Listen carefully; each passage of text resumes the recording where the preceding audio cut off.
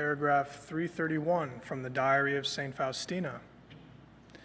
Oh, how great a grace it is to have a spiritual director.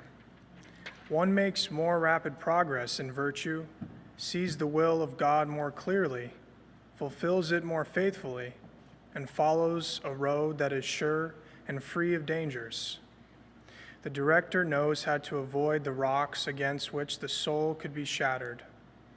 The Lord gave me this grace, rather late, to be sure, but I rejoice in it greatly, seeing how God inclines his will to my director's wishes. I will mention just one incident out of 1,000 that have happened to me. As I usually do, I asked the Lord Jesus one evening to give me the points for next day's meditation. I received the answer: meditate on the prophet Jonah and his mission. I thanked the Lord, but began to think within myself of how different that subject was from the others.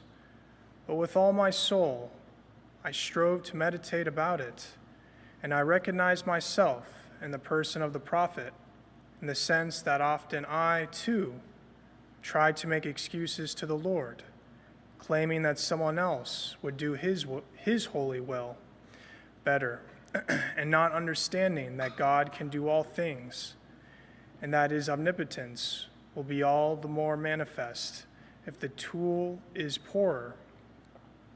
God made this clear to me in the following way. That afternoon, there was confession for the community. When I presented to the director of my soul the fear that seized me because of this mission for which God was using me, clumsy tool that I was, my spiritual father answered that, willing or not, we must carry out the will of God, and he gave me the prophet Jonah as an example. After the confession, I wondered how the confessor knew that God had told me to meditate about Jonah. Surely I myself had not told him. Then I heard these words: when the priest acts in my place, he does not act of himself, but I act through him. His wishes are mine. I can see how Jesus defends his representatives. He himself enters into their actions.